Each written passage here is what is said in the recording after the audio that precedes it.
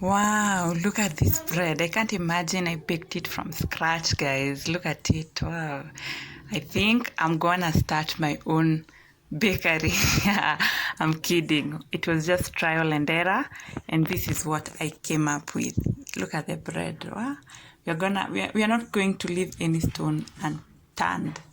During this quarantine period, you're going to try out everything. You can't imagine, this was my first time trying baking bread.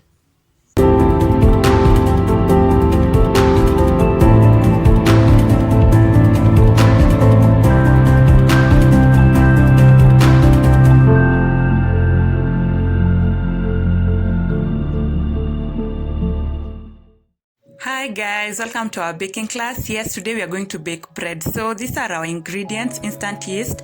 I've just put it in the container and labeled it. Then we have ajab, fortified all-purpose flour. That's what you're going to use for this recipe. Then we have a mixing bowl, or rather a basin. We have a measuring cup that I'll be using to measure the flour. We have teaspoon and tablespoon that I'll use to measure salt and sugar. Prestige, that's what you're using as our margarine. We have sugar, just some small amount of it. Then there is salt that I'll also be adding in. There is milk that is required for this specific recipe. There is cooking stick and whisk that I'll be using to mix our mixture. Then there is hot water that is also required for this. So yeah, that's what we have. So we are starting mixing everything together, and the first that we're starting with is actually sugar and hot water. Then we're supposed to sprinkle yeast. Oops, yeah, that's a tablespoon of yeast we are putting in. Then we'll just add in some milk. Recipe, I'm just using a single cup of milk because that's what I have for today. I have a packet of milk, so I'll just measure a cup, just a single cup, which we'll be using for today.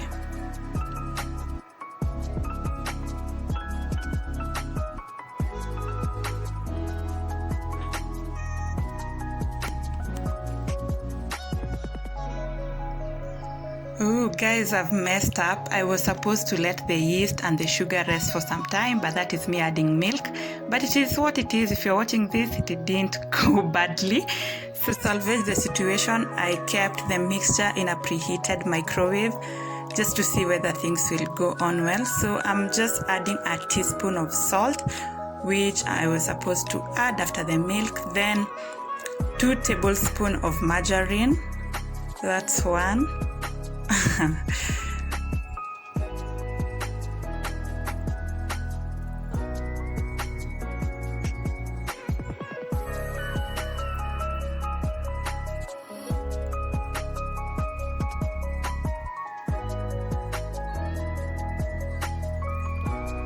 And the second one, again, I'm not sure whether the margarine was supposed to be heated.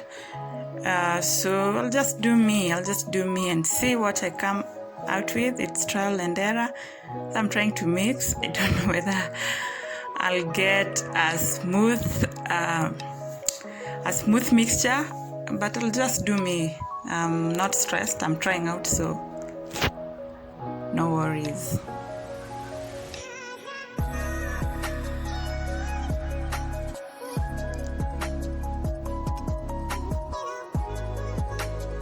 So I'm putting in flour now, and as you can see, I'm just sieving for it to get air and to reduce the lumps. So I'll be using 3 cups. I said I just used a single cup of milk, so I'm using 3 cups instead of 6, which you use when you use 6 cups of flour. And I'm now mixing the mixture using a cooking stick, just to avoid messing up my hands. I'll be using my hands later, but I'll start using this cooking stick, which makes the work easier and less messy, and it needs a bit of energy.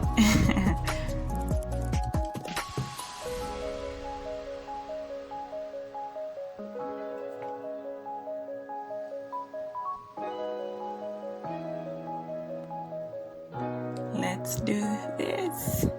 You can see the thickness of the mixture is not like that for chapati. And I'm now using a surface, just to putting the dough on a surface, or is it called dough or dough, whatever it is, on a surface, a clean surface, and just kneading it together. Yeah, it needs some energy. You lose your muscles here. So now I'm done with kneading, and I'm just oiling the basin so that I can put the dough to rest. Yeah, I'll be putting it to rest for an hour. Then I'll be covering with a wet cloth. Yeah, that helps for it to rise to the maximum size. A few moments later. And guys, we are ready to bake. I've already greased the tray, the baking tray. That's what you're using. We don't have bread baking tins, so we'll be using this tray, and we're applying some creativity here. We'll be doing a rope and a twist, and I've been doing this with my sister. Yeah, we are doing this together, and I'm actually at her house. I personally don't have an oven, if I may mention, and I'll be doing some no ovens in future, but this time round we are using the oven to bake. So this one will be a rope, then the other one will be a twist. And let's see what we'll have here.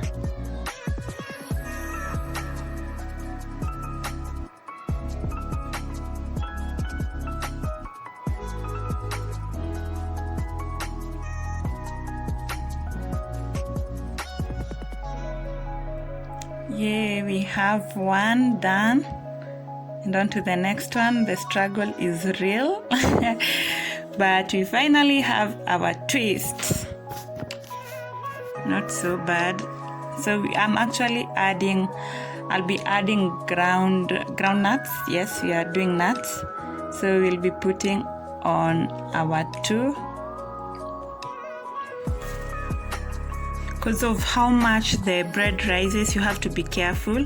That's why we are redoing our twist, just to get the right size to fit in the tray even when it rises.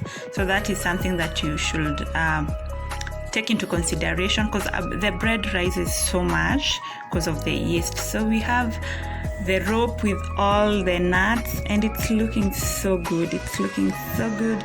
Meanwhile, the twist is coming up.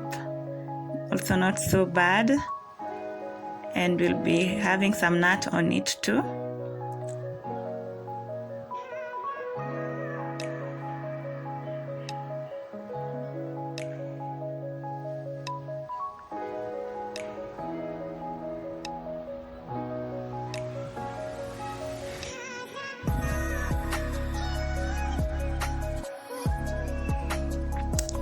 Look at how good it looks with all the nuts. The nuts are bringing some aesthetic value, which is making it look more presentable and appealing to the eyes. You know, our eyes take part in our eating. Yeah, so we are putting it on the tray. Rather, we're putting both of them on the tray, and the twist is quite long. I hope it doesn't expand beyond the tray. So we'll be putting this to the oven, a preheated oven, of course. And we are using 180 degrees and 40 minutes. Yeah, crossing out. There was also a small piece. We'll get a small bun out of it. A few moments later. Wow, look at the end product. Our bread is ready, plus the tiny bun. Wow. Despite the mess, we came up with this. Wow, look at it. Look at it, the backside and all. Now I'm slicing it. I'm trying to get some small slices out of it, and it's soft. It's not hard.